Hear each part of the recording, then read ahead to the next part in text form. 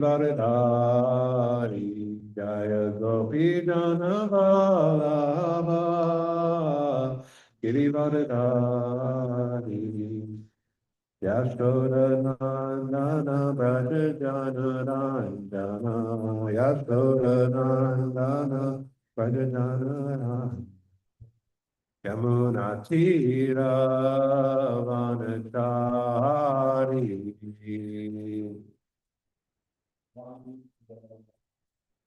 Jaya Radha Madhava Puja Bihari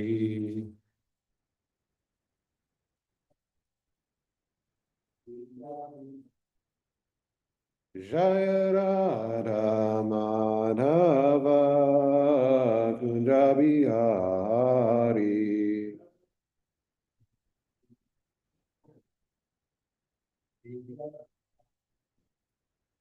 Jaya Gopi Jana Vallabha Girivardhari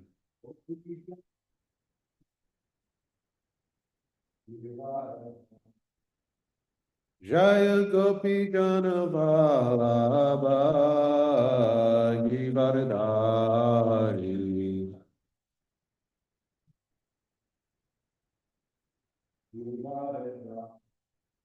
Yashodanandana Braja Janaranjana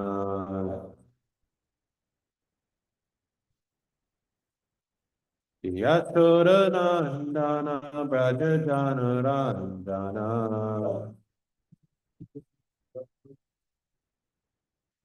Yamunatira Vanachari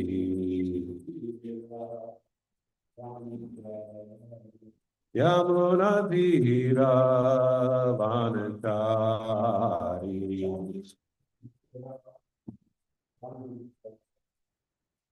Hare Krishna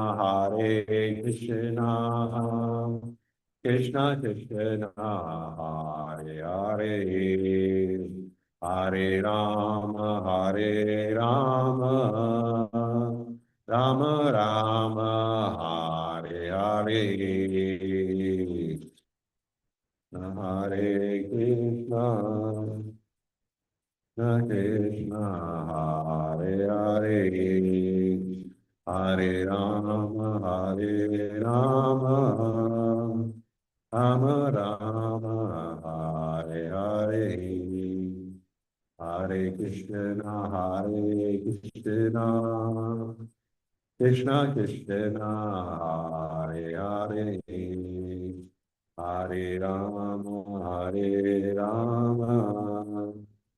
Rama Rama Hare Hare Hare Krishna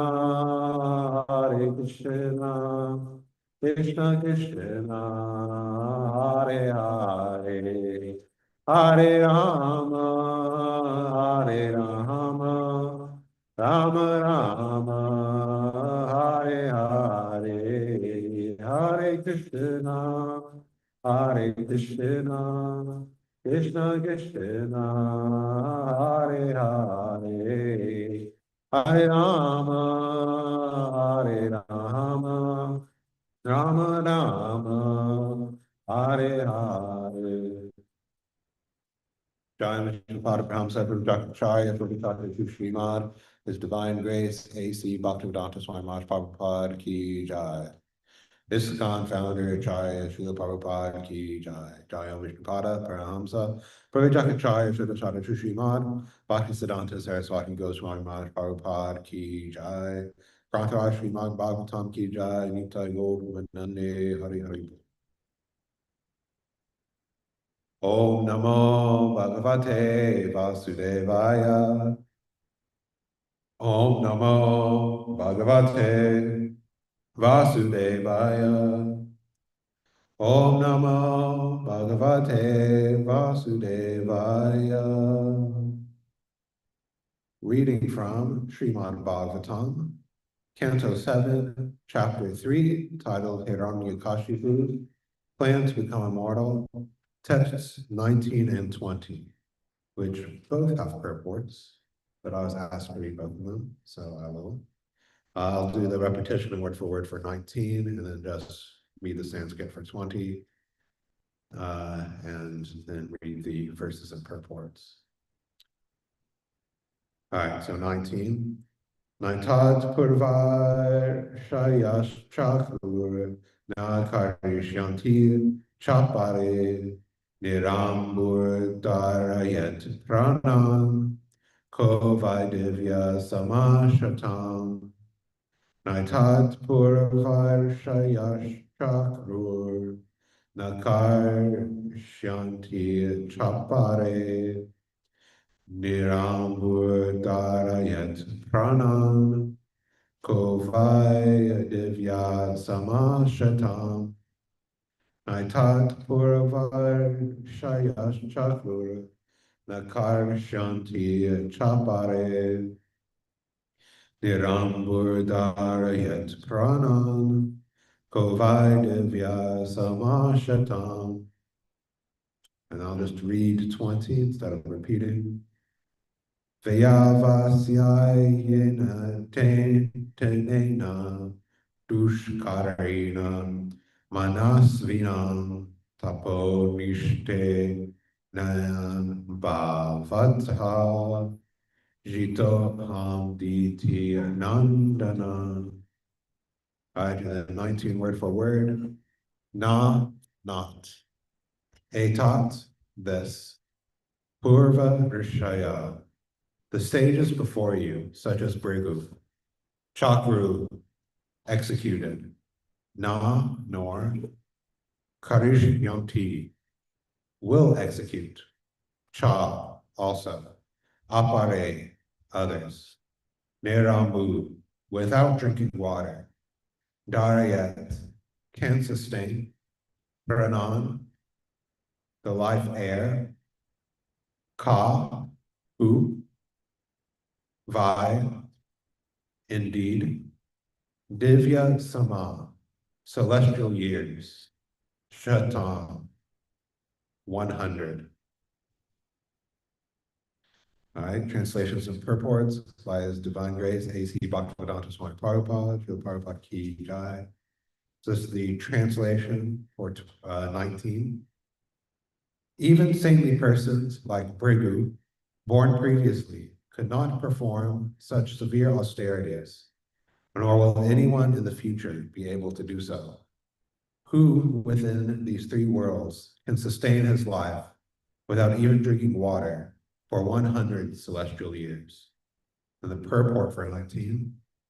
It appears that even if a yogi does not drink a drop of water, he can live for many, many years by the yogic process, though his outer body be eaten by ants and moths. Then translation of 20. My dear son of Diti, with your great determination and austerity, you have done what was impossible, even for great saintly persons. And thus I have certainly been conquered by you. And purport for 20. In regard to the word Gita, Srila Madhava Muni gives the following quotation from the Shabda Niranya. Parabhutam Vashastaham Cha Jita Vid Uchite Budai. If one comes under someone else's control or is defeated by another, he is called Jita. Hiranyakashipu's austerity was so great and wonderful that even Lord Brahma agreed to be conquered by him. Om Gina Taramandasya Gyananjana Shlakaya Chakshamatamyana Tasmai Shri Guruve Namaha. Jai Shri Krishna Chaitanya Prabhu Nityananda Shri Advaita Gadadhara Shri Sari Gaur Bhaktavinda Hare Krishna Krishna Krishna Hare Hare Hare Rama Rama Rama Hare Hare. So we are hearing again from Lord Brahma speaking to Hiranyakashipu about his austerities and congratulating him for the severe tapasya that was done by Hiranyakashipu in order to fulfill his goal. And he is expressing astonishment that even other great personalities, saintly person, like Brigu, who's a very powerful sage, could not perform such severe austerities. Standing in one posture for thousands and thousands of years without taking any food or water. And Lord Brahma even is expressing astonishment that how could one do such a thing? Sometimes if one does some amazing work, does some amazing feat, it's astonishing, how could this person actually do this? It is surprising.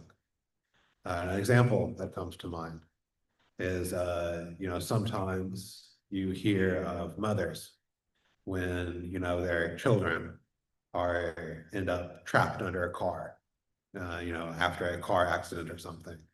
They end up, by themselves, lifting the car off of their child so that the kid can be rescued.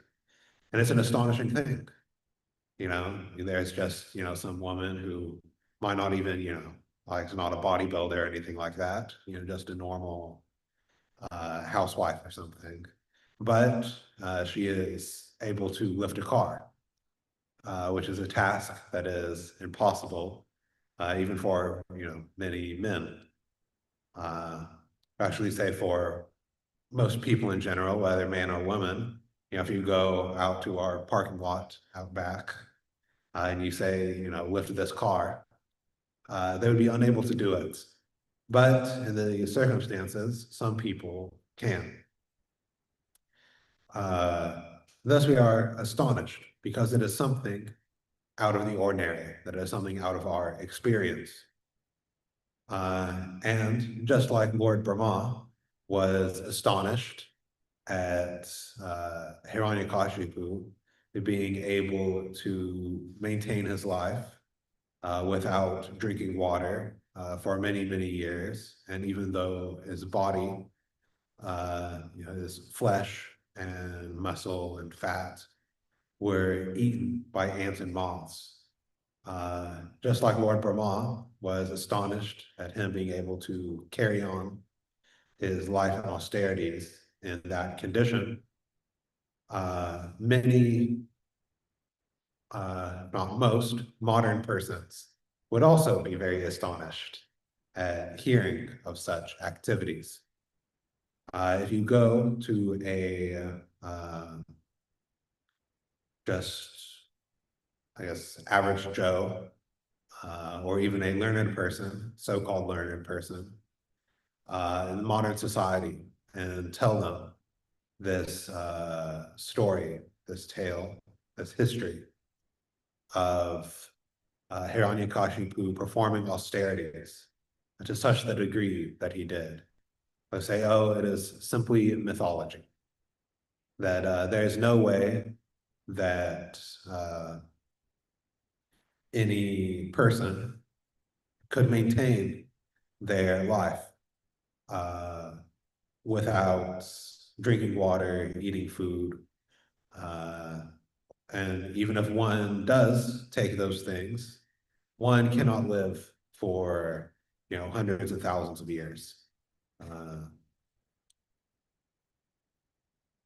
That it is simply impossible. So that these have to be, religious stories that are made up in order to teach some lesson or have some psychological import or tell in an allegorical way some history or whatever theory the modern academics like to construct about these things. Even though there are at least people who have claimed to live for many months or even many years at a time without even drinking water. Nowadays, many of them call themselves breatharians, that they just live by the manipulation of prana. And this, even by the medical or scientific communities, they don't even investigate these claims. They say, no, this isn't possible, we won't do it.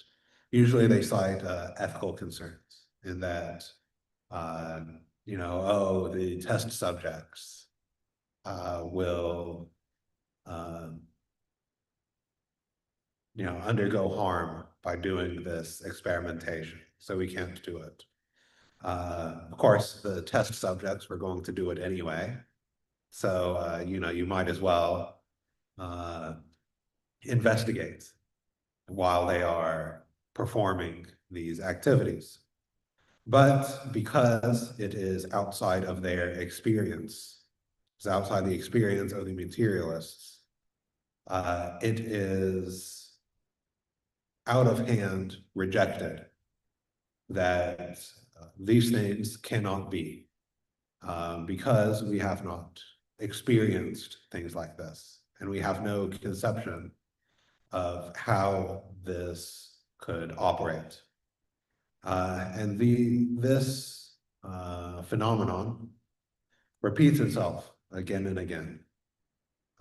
Any sort of research that is outside of the mainstream assumptions of the scientific culture is rejected out of hand. For example, any sort of remote viewing research, any sort of what they call psi phenomenon or psychic phenomenon, reincarnation to a large extent, and all of these things are rejected out of hand because they are against the preconceptions brought about by the experience and mental speculation of the scientific authorities and scientific establishment. These are rejected out of hand. While other theories that are just as speculative are allowed to be discussed,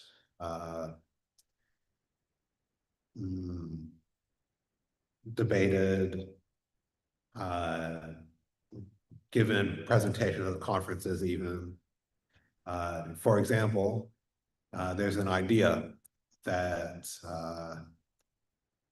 the cosmic expansion, so the dark energy, is due to an anti-universe that was born as a parallel to our universe at the Big Bang.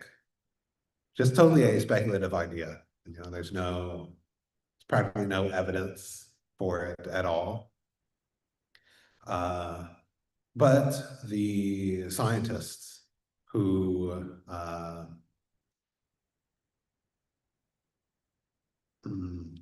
suggested that model, they still are employed, at big name institutions, and get grants and things like that. While another theory, such as non-expansionary redshifts, that was suggested by Halton Arp, sorry, ended up with Dr. Arp being fired from his job, being unable to get grants, and other such things. Another example is that there's recently in a peer-reviewed journal, so this made it through several other scientists who said, yes, this is scientific, is that the entire universe, empty space, has a quantum memory matrix that stores information that has moved through it and can impact matter. And that is accepted as a scientific theory. I said as in a peer-reviewed journal, which one of the criteria is that is, scholarly, scientific, original, new, like important. While another idea, such as morphic resonance, which is the idea that information moves between structures, and that previously developed structures communicates or gives information to later structures that helps them form. Made Rupert Sheldrake, who was the one who suggested such theory. He lost his job, got his grants removed. He is one of the only people in the history of TED Talks that had his TED Talk removed because he was talking about these things. Even though the idea of morphic resonance is basically the same as this idea of a quantum memory matrix. But, because of the assumptions that are in each, one is accepted and one is rejected. And because of how they conform to the experience and mental speculation of the scientific establishment in this case.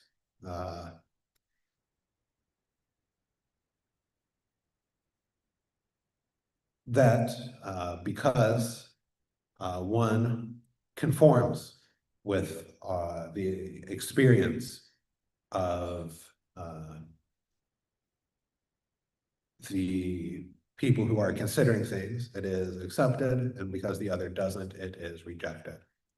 So this is the Vedic view of epistemology. In our conception of epistemology, there are three categories of praman, or evidence. There's pratyaksha, which is basically experience, direct perception. There is anuman, which is reasoning, or logic, one could say. And then there is shabda praman, which is hearing from bona fide authorities. So we are able to use all three of these ways of knowing, all three of these sources of evidence, to come to various conclusions. In that it is a bona fide procedure to, observe something and then come to such conclusions about it, right? If I see, somebody, push somebody else, right? Then later, a police officer or the temple president or something says, hey, did you see an altercation between these two? I'm going to say, yes, I saw, I saw it happen with my own eyes. I don't have to say, it doesn't say in Bhagavatam that this person pushed this person. Likewise, in Anuman, we can come to conclusions by reasoning, right? If I'm in a room and I hear footsteps in the room above me, I can say, oh, there's a person in the apartment that is above mine. But I can't directly perceive them. But by reasoning, I know, okay, footsteps are caused by people walking around. For somebody to be walking around, there has to be somebody there. Therefore, and maybe one step further, which is that the doors of the apartments are generally locked, meaning that the person there is the renter of the apartment.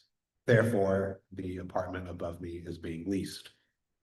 Right, so that is Anuman. But both of these ways of knowing have a defect in that they are very limited.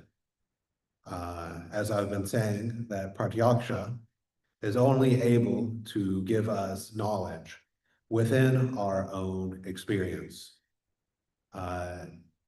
In that it is totally useless outside of the realm of our direct sense perception. Right? If somebody wanted to ask me about what life is like on Jupiter, I would not be able to say anything. So I've not been to Jupiter, at least not in this lifetime.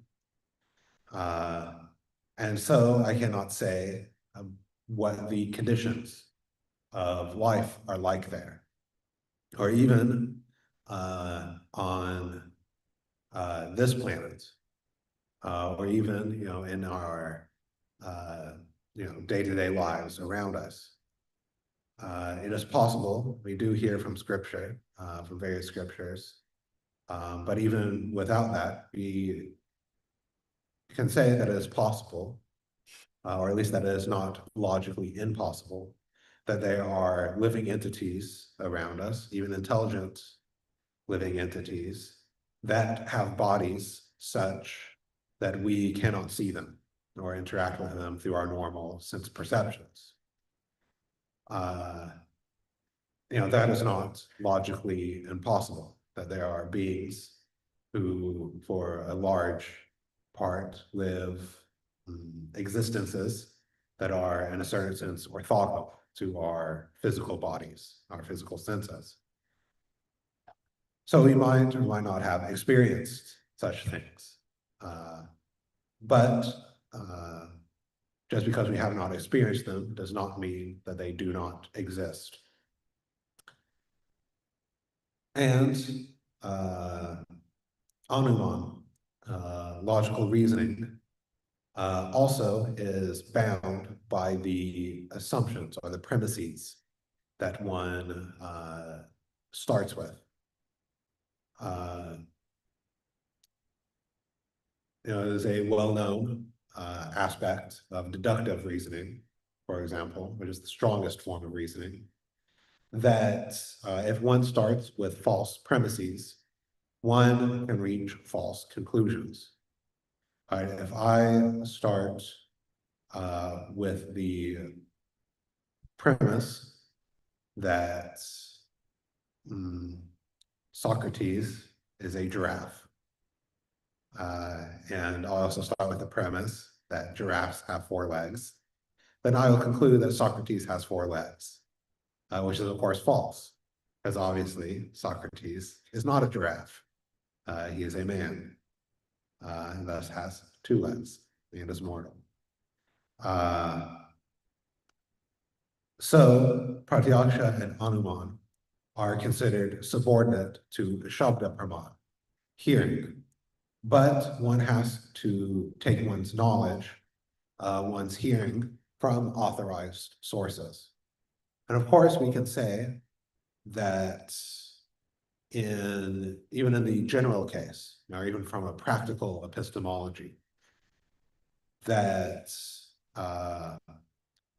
Shabda is, from a practical standpoint, the main epistemology that everybody uses. Because we cannot experience everything, we cannot verify everything. We might not have the intelligence to logically reason out everything. Or even if we do, we might not have the time. We might not have the time to reason out everything. So the main practical epistemology is Shabda Praman. But we have to take authorized sources of such knowledge.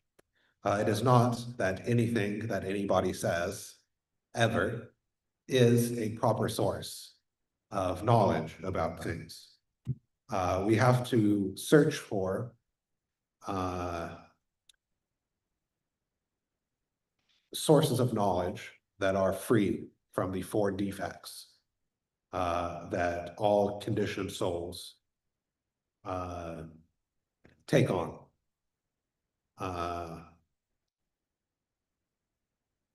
The conditioned living entities, they make mistakes, have imperfect senses, cheat, and become illusioned. And therefore, the Shabda, the Praman, or the evidence, the sound that is coming from such sources is not authoritative. However, what's this? However, knowledge that is coming from sources that do not have those defects is perfect, and we can rely upon that, and we should take that knowledge, other than knowledge that is based on the imperfect senses and mind of conditioned souls. And we sometimes see, even in our movement, reliance on things like modern social theories or modern psychology or things like this, that is contradictory to the statements found in Shastra or made by Srila Prabhupada. And that sometimes they are stated as if everybody knows these things. Everybody knows that this psychological phenomenon or this social value or things like this. But those things, those ideas, are simply based on the assumptions of materialistic culture. Instead, we should go with what has been given to us by Srila Prabhupada, instead of trying to import or compromise with various theories from the materialistic culture around us, whether they are scientific theories, social theories, psychological theories. Because all of these various theories are based on sense gratification. That if one looks at all these things, it's better, it is at the core, simply instruction for how to better gratify one's material senses, which means better instructions for how to be in Maya. While what we have been given by Srila Prabhupada is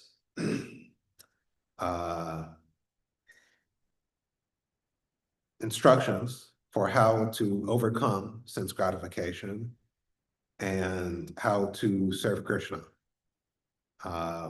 which is the goal of our life. It is our constitutional position, and what will actually bring us ananda, bliss,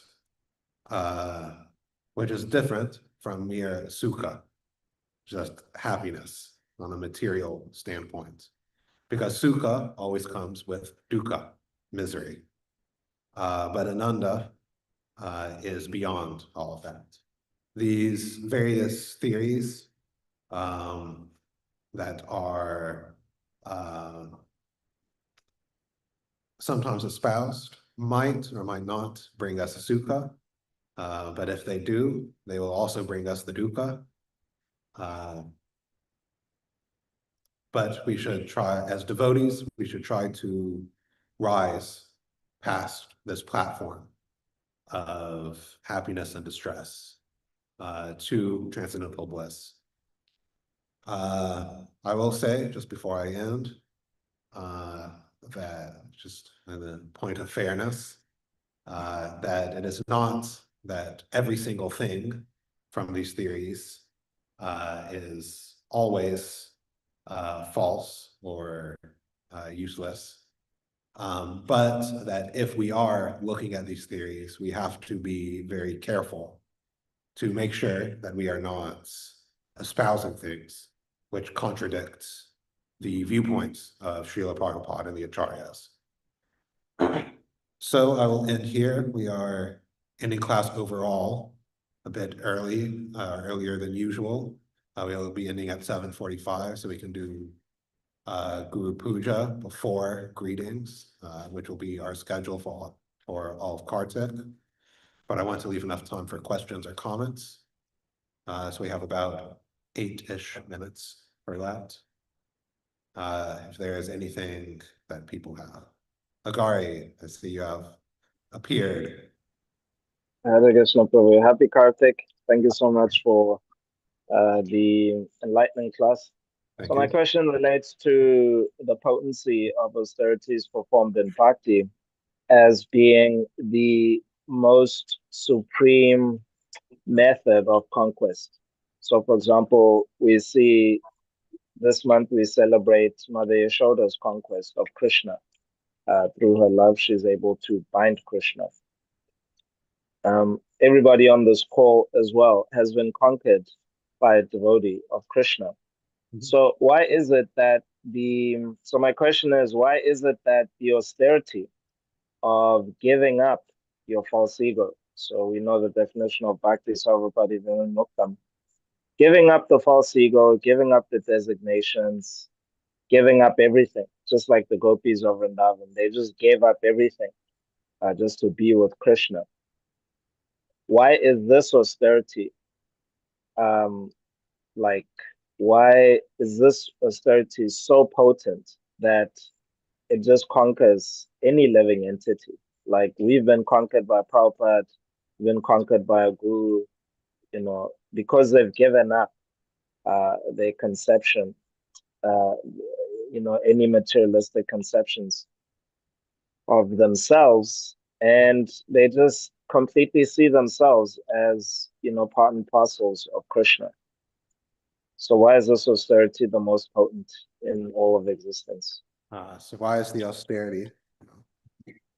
Why is the austerity of giving oneself completely to Krishna most potent in all of most potent in all of existence? Why is it so powerful? My thought on this matter is that because one has taken this austerity, one becomes non-exploitative. In the sense that when one is engaging on the platform of material sense gratification, whether gross or subtle, there's always the aspect of exploitation, as in that even if one has a seemingly loving, so to speak, relationship, husband and wife, mother and child, as long as it is on the platform, even on the partial platform of material life, material consciousness, there is some form of exploitation, as in what's in it for number one, meaning, what's in it for myself. While those who have completely moved past all of that mentality into completely giving everything for Krishna are actually the friends of all living entities, because all living entities are part and parcel of Krishna. So the living entities who have taken on that mood are actually able to work for the benefit of everybody. And there's some recognition, at least by those who have some level of sincerity, that, this person is not exploiting me. That yeah, there is, nothing that this person is gaining for themselves out of it, which is a very attractive quantity of, this person actually has my best interest at heart, which is very powerful means of dealing with people. So that is what came to mind. Yashadev Prabhu asked a question in the chat. Can you please give an example of a theory that is commonly espoused by devotees and that you consider contrary to Bhakti Siddhanta?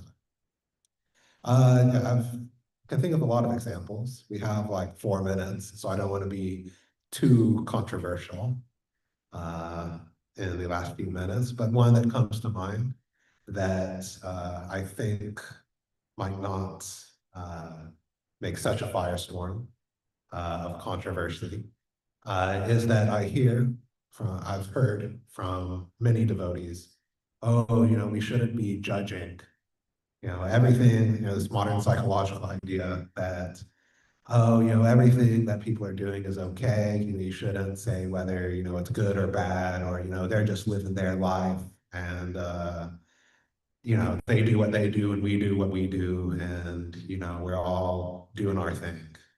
No judgments. So of course, if you read Srimad Bhagavatam or the statements of Srila Prabhupada, he's regularly calling people demons, saying that they're like hogs, dogs, camels, and asses. There was this book, even back in the 70s. So this theory is not new, although maybe newly in ISKCON. There's this book called I'm Okay, You're Okay. And when Prabhupada saw or somebody told him about that book, his response was, no, no, no, no, I'm okay, you're not okay. Yes, our philosophy is a judging philosophy. We are doing the right thing. People who are materialists, who are doing demoniac things, are doing the wrong thing. There are other theories that I could have talked about, but they're far more controversial, and we have 2 minutes left, so I don't want to get into that. And for some reason or another, I'm not in a very cantankerous mood today. So that was what came to mind. All right, we are ending soon for Guru Puja. But if there's any last minute comments or questions. So somebody has to use, what is it, their direct experience and logic to pick a good source of knowledge, but since those things are faulty, what do they end up relying on to actually find a good source of knowledge? So the question is that to find a good source of knowledge, we have to basically experience it and then think about it, so that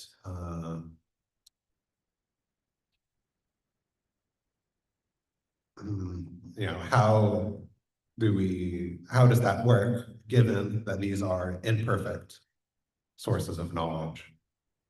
And basically, it boils down to the super soul and the mercy of the Guru. That it is recognized that we have to use these imperfect senses in order to find perfect knowledge. But one is able to directly experience the results of this perfect knowledge later on by following the process, right? It's not that we totally discount pratyaksha, but we do most of the time, especially for transcendental topics, discount contaminated pratyaksha. In that the experience of the pure devotees is bona fide. And we can reach that stage by following the process. But ultimately, it requires the guidance of the super soul and the mercy of the guru in order to access the transcendental nature of the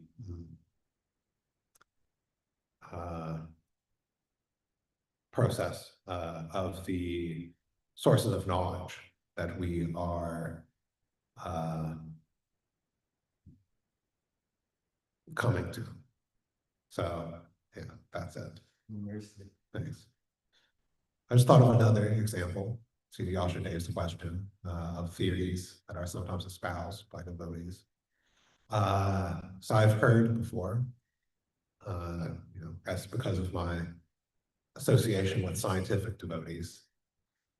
Sometimes people take the viewpoint that certain descriptions in the Shastra, those that contradict modern science, are allegorical, that they aren't literally what happened, that is, metaphor or allegory, or things like that, which is of course not how Prabhupada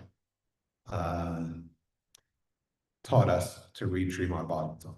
That unless something is very clearly an allegory, like of course, the allegory of Paranjana, things like that, of course, material enjoyment, then unless things are very clearly an allegory, we should take them to be literal. So there's another example of things that people espouse sometimes.